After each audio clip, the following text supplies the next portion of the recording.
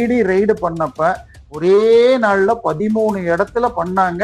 அதை தாண்டி இவருடைய மகன் எம்எல்ஏ, ஆத்தூர் எம்எல்ஏ, அது தவிர இவருடைய மகள் வீடு, மகளுடைய மில், ஒரு கொலை வழக்குல ஏற்கனவே ஜெயலலிதா ஆட்சியின் போது ஜெயில இருந்து வந்தவங்க அந்த இந்திராணிங்கிறவங்க, அவங்க வீட்டுல இருந்து டாக்குமெண்ட்ஸ் மாத்திரம் பல எடுத்துட்டு செஞ்சிருக்காங்க. பல பேருடைய போன்ல இருந்து பேக்கப் பண்ணி எடுத்துட்டு போயிருக்காங்க. இதெல்லாம் இடி கொடுத்திருக்கிற ஸ்டேட்மெண்ட்ல வந்திருக்கு. யூக வகுப்பாளர்களே 4 பேர் இருக்காங்க. போன முறை அதிமுக இருந்த சுனில் கனோலு இப்ப தனிப்பட்ட முறையில் திரு உதயநிதிக்கு ஆலோசகராக இருக்கிறார்கள். அது தவிர தமிழகத்தில் இன்று இருக்கிற ஆட்சி மீது மக்களுக்கு பெருத்த ஆதரவு எதுவும் இல்லை. திமுக 100 105 சீட்டு தான் ஜெயிக்கும்.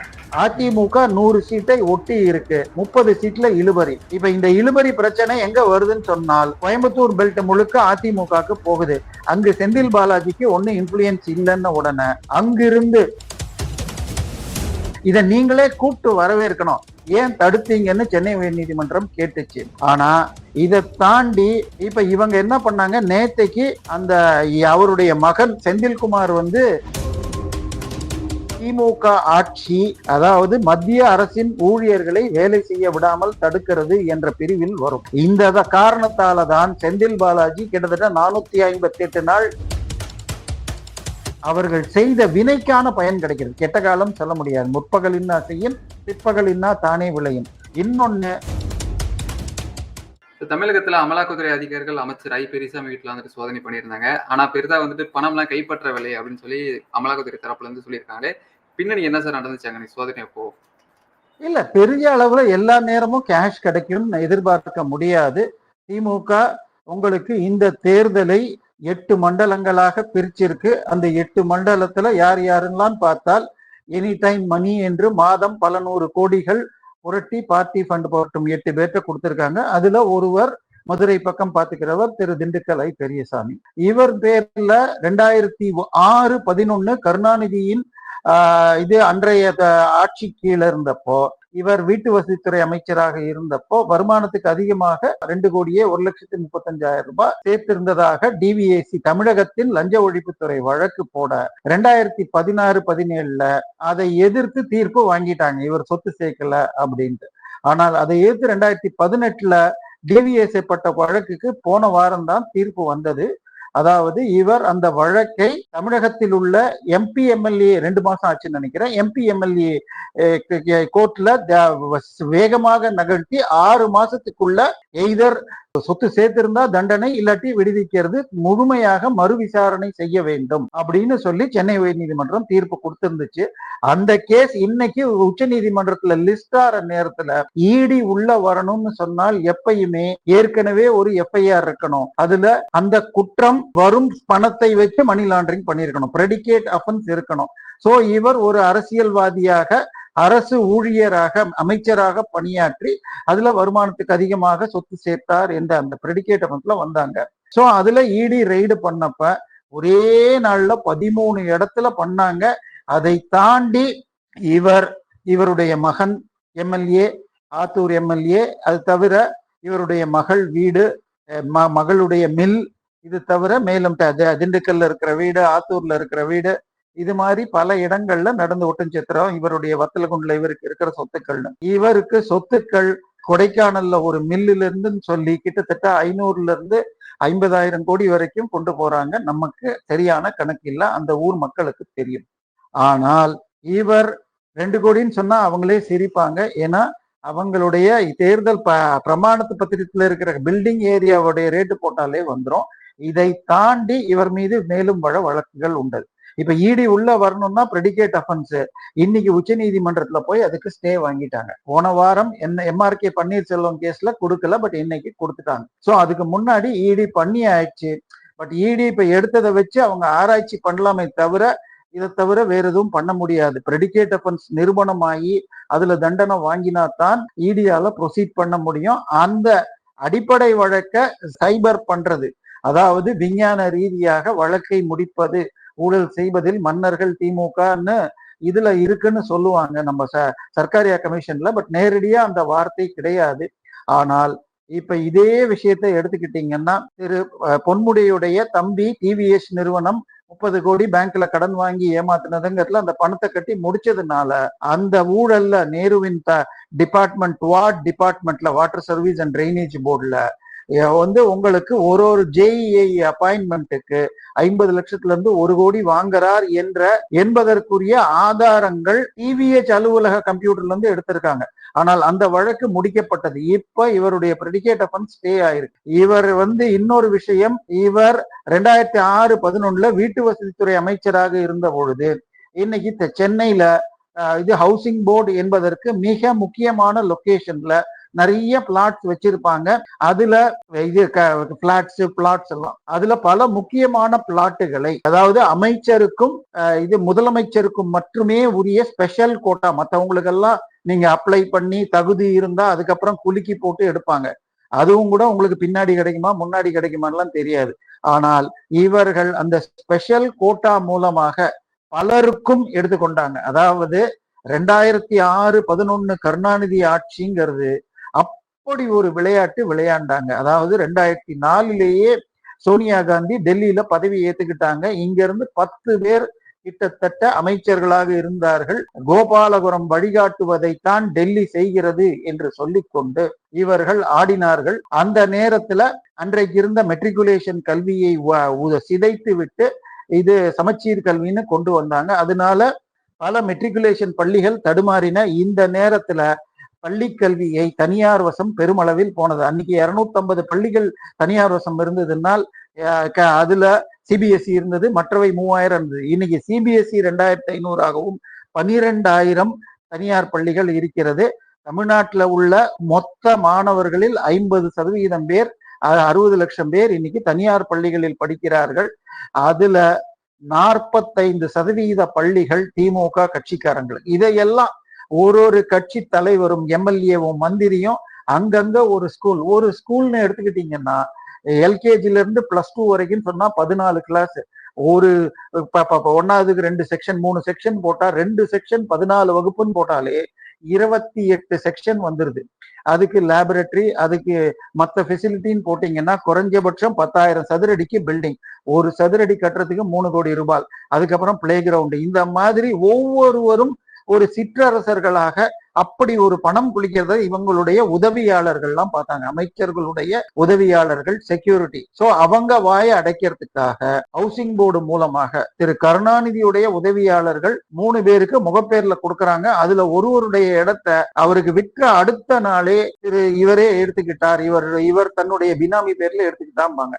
இன்னொரு பர்டிகுலர் கேஸ்ல அன்னைக்கு டிஎஸ்பி திரு ஜாஃபர் சேட் யாருன்னு சொன்னால், அவர் உளவுத்துறையில இருந்துகிட்டு பல டெலிபோன் ரெக்கார்டிங்க பண்ணுவார். உதாரணமாக திரு கருணாநிதியுடைய செக்ரட்டரிக்கு திரு ராசா போன் பண்ணுது, 2Gல நாளைக்கு ரெய்டு வரப்போது, இவங்க உங்க வீட்டுக்கு வரும் அப்படின்னு சொல்றத அண்ணாமலை அவர்கள் டிஎம்கே ஃபைல்ஸ் 3ல வெளியிட்டார்.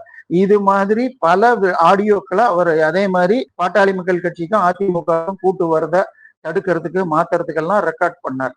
இப்போ அவருக்கு அவருடைய மனைவி பாத்திமா என்பவர் சமூக சேவலர்னு போய் இந்த கிளப்ல, லைன்ஸ் கிளப்ல சர்டிபிகேட் வாங்கினா அவங்களுக்கு 2 கிரவுண்ட் இடம் திருவான்மியூர்ல பஸ் ஸ்டாண்டு பக்கத்துல உள்ள, அதுக்கு பக்கத்திலேயே அதுக்கு அடுத்த பிளாட்டே இன்னொரு 1.5 கிரவுண்ட்ல திரு கருணாநிதியுடைய செக்யூரிட்டியுடைய மகனுக்கு கொடுக்கப்பட்டது. 2 பேருக்கும் அன்னைக்கு அந்த 2 கோடி ரூபாய் கொடுத்து வாங்குறதுக்கு மதிப்பில்லை.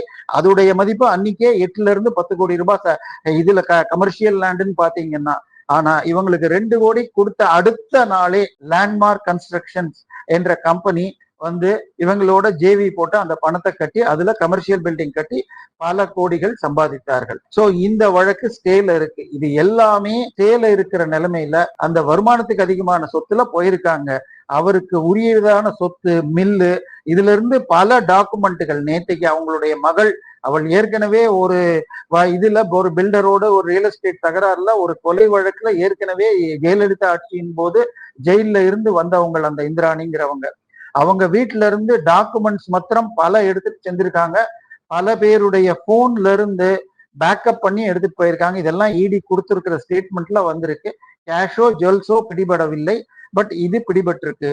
ஏற்கனவே இந்த 8 மண்டலத்திற்கும் 250 300 கோடி ரூபாய் முதல் கட்ட செலவிற்கு போய்விட்டது. மொத்தம் 3 கட்டம் இருக்கு. 2வது கட்டத்துல இதே அமௌண்ட், 3வது கட்டத்துல 500 கோடின்னு 8 மண்டலத்திற்கும் அனுப்பப்படும் என்று வந்ததுல இப்ப அதை தடுக்கிறது பிடிக்கிறது ஒரு காரணம். இன்னொன்னு, திமுக உள்ள எடுத்த சர்வே, இந்த எலெக்ஷன்ல நமக்கு வெற்றி வாய்ப்பு எப்படி இருக்கு அப்படின்னு சொல்லிட்டு பல்வேறு நிறுவனங்களை பயன்படுத்தியவர்கள் உள்ளார்கள். பெண் நிறுவனம் 1, அதை தவிர யூக வகுப்பாளர்களே 4 பேர் இருக்காங்க. போன முறை அதிமுக இருந்த சுனில் கனோலு இப்ப தனிப்பட்ட முறையில் உதயநிதிக்கு ஆலோசகராக இருக்கிறார்கள்.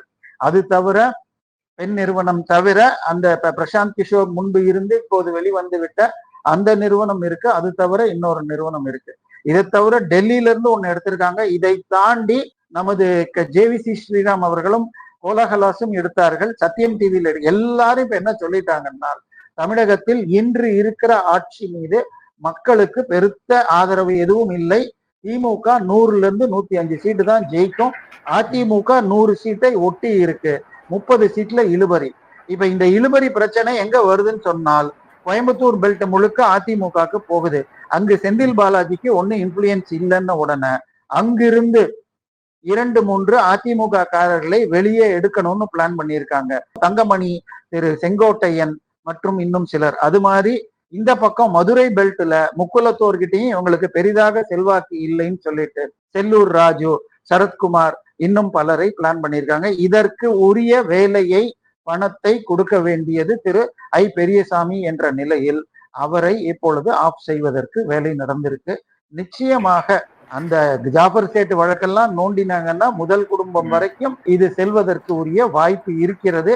பட் இன்னைக்கு ஸ்டே கிடைச்சதுக்கு அப்புறம் ஏற்கனவே ரெய்டு பண்ணதை இவங்க இடி யூஸ் பண்ணலாமா அல்லது அந்த ஸ்டே போகணுமாங்கிறத பார்க்கணும். சட்டப்படி என்ன இருக்குங்கிறத பார்க்கணும். தலைமைச் செயலகத்துல அவருடைய அலுவலக அறையெல்லாம் பாத்தீங்கன்னா பூட்டி வைக்க காரணம் என்ன சார்? அவருக்கு தான் ஒரு பையனோட அதையும் பூட்டிலாம் வச்சிருந்தாங்க, அமலாக்கத்துறை உள்ள வரக்கூடாது அப்படின்றதுக்காக. இல்ல, இது அதாவது அரசு ஊழியரை வேலை செய்ய விடாமல் தடுப்பதுன்னு ஆகும். அதாவது இதுல நம்ம டாஸ்மாக் வழக்கிலேயே அவர்கள் அலுவலகத்துக்கு வந்து எடுத்தப்போ இவர்கள் அதை வச்சு வழக்கு போட்டாங்க. அது எப்படி எங்க ஆபீஸுக்கு வரலாம்லாம். அப்பதான் திரு உயர்நீதிமன்றம் என்ன சொல்லிச்சு, ஆபீஸ்ல தீ பிடிச்சதுன்னா எப்படி தடுப்போமோ, ஊழல் என்பது தடுக்க வேண்டிய ஒரு விஷயம். கரையான், ஊழல், தீ இதெல்லாம் யார் தடுத்தாலும் பாம்பு வந்துச்சுன்னா பிடிக்கிறதுக்கு உள்ள நுழையிற மாதிரி இதை நீங்களே கூப்பிட்டு வரவேற்கணும். ஏன் தடுத்தீங்கன்னு சென்னை உயர்நீதிமன்றம் கேட்டுச்சு. ஆனா இதை தாண்டி இப்ப இவங்க என்ன பண்ணாங்க, நேத்தைக்கு அந்த அவருடைய மகன் செந்தில்குமார் எம்எல்ஏ ஹாஸ்டல்ல இருக்கிற ரூம்ல போய் இது பண்ணியிருக்காங்க. அதை பூட்டி வச்சு 2 மணி நேரம் வெயிட் பண்ணதுக்கு அப்புறம் உடைச்சு பண்ணியிருக்காங்க. அதாவது ஈடிக்கு உடைச்ச வீட்டை பூட்டி உள்ள போறதுக்கு ரைட்ஸ் இருக்கு, ஆனா சீல் பண்றதுக்கு உரிமை இல்லை அப்படின்னு ஆகாஷ் பாஸ்கர் வழக்குல சொன்னதுனால இந்த இதையும் உடைச்சிருக்காங்க. அதே போல அவருடைய அபிஷியல் இல்லம் சென்னையில இருக்கிற இந்த கிரீன்வேஸ் ரோட்ல இருக்கிற அவருடைய இல்லம் ரோஜா என்ற அந்த இல்லத்தையும் உள்ள போய் எடுத்திருக்க, உடைச்சு போய் உள்ள பார்த்திருக்காங்க. அங்க என்ன கிடைச்சதுன்னு தெரியாது. இதை தாண்டி நீங்க சொன்ன மாதிரி சென்னையில இருக்கிற கோட்டையில அவருடைய அலுவலகத்துக்கு வருவாங்கன்னு சொல்லி சீல் வச்சு உள்ளுக்குள்ள வர்ற எல்லாரையும் செக்யூரிட்டி செக்கு இதையெல்லாம் போட்டு பயங்கரமா கண்ட்ரோல் பண்ணி கடைசியாக அந்த எம்எல்ஏ ஹாஸ்டல்ல வந்ததுக்காக ஒரு எஃப்ஐஆரும் போட்டிருக்காங்க. இது நிச்சயமாக அரசு ஊழியரை தடுப்பது என்ற ரீதியில் வரும். ஏற்கனவே நீங்க மணல் கடத்தல் வழக்குல ஒரு இடி அதிகாரி ஒருத்தர் லஞ்சம் வாங்கினார்னு சொல்லிட்டு 4 பேர் உள்ள வரோம்னு சொல்லிட்டு 31 போய் அங்க இருக்கிற பல ஃபைல்களை எடுத்துட்டாங்க அப்படிங்கிற வழக்கு நடந்துட்டு இருக்கு. ரெய்டுனாலே சர்ப்ரைஸ் தான், சொல்லிட்டு வர்றதுக்கு பேரு ரெய்டு கிடையாது. இதை உயர்நீதிமன்றம் சொல்லி இருக்கு.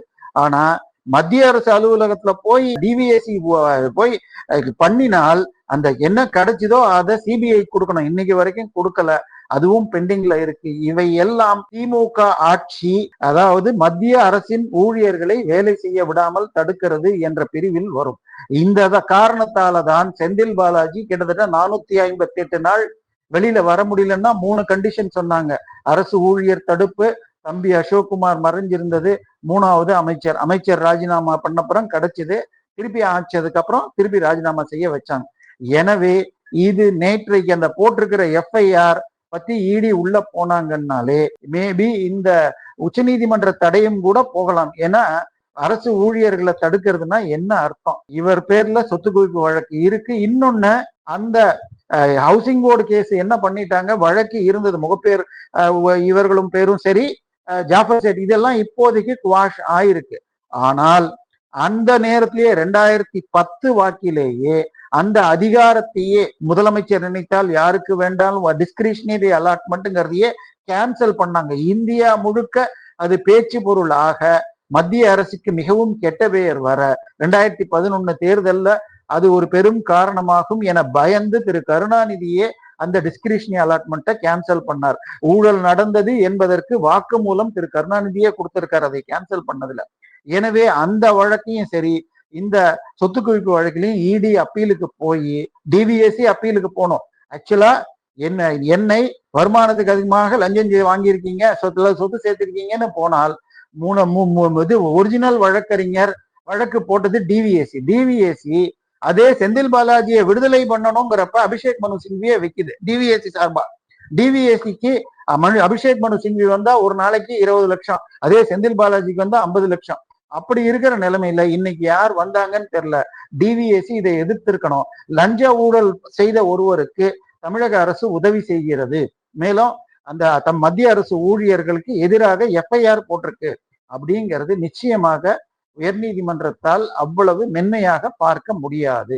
ஏன்னா இதுதான் செந்தில் பாலாஜிக்கு ஜாமீன் கிடைப்பதிலும் சிக்கல் இருந்தது. உடனடியாக இங்க பாஜக பாத்தீங்கன்னா திமுக மிரட்டப்பா இருக்கிறது அப்படின்னு சொல்லி கனிமொழி அவர்கள்லாம் ஸ்டேட்மெண்ட் விடுறாங்க. முதல்வர் அவர்களும் பாத்தீங்கன்னா ஒரு விளக்கத்தெல்லாம் கொடுத்துட்டு இருக்காரு. எங்கெல்லாம் அடிப்பணி வைக்க முடியாது, நாங்க என்ன எடப்பாடி பழனிசாமியா அப்படிலாம் வந்துட்டு பதில் சொல்லிட்டு இருக்காங்க. உங்க பார்வை என்ன சார்? இல்ல, இது வெளியில போடுற ஸ்டண்ட். ஏற்கனவே திரு முதலமைச்சர் ஸ்டாலின் அவர்கள் டெல்லி போய் சந்திக்கிற வேலையை செஞ்சிட்டு இருக்காங்க. இன்னைக்கு டெல்லியில இருந்து திரு ராஜ்நாத் சிங்கும் திரு பியூஷ் கோயலும் ஸ்டாலினுடன் பேசியதாகவும் செய்தி இருக்கிறது. அதனால இது இவங்க இதை தடுக்க பார்ப்பாங்க.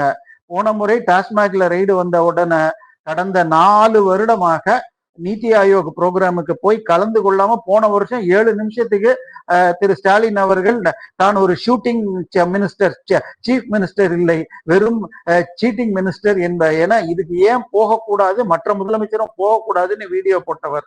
இந்த முறை போய் தனியா ஒரு 3 நிமிஷம் அப்பாயின்மெண்ட் கேட்டு அதே ஹால்ல ஒரு மூலையில மீட் பண்ணிட்டு வந்தார். சோ அதனால இது வெளியில கொடுக்கிற ஸ்டண்ட், அங்க உள்ளுக்குள்ள இது நடக்குது. இன்னொரு பக்கம் டெல்லியிலேயே திமுகவின் சார்பாக கனிமொழி அதாவது முன்பு டிஆர் பாலு மந்திரிகளோடு தொடர்பில் இருந்தார், இப்பொழுது கனிமொழி அதை எடுத்துக்கொண்டுள்ளார். ஆனால் தற்போது கமலஹாசன் தான் அந்த வேலை செய்வதாக கனிமொழியை ஒதுக்கும் வேலையும் நடக்கிறதுங்கிறாங்க.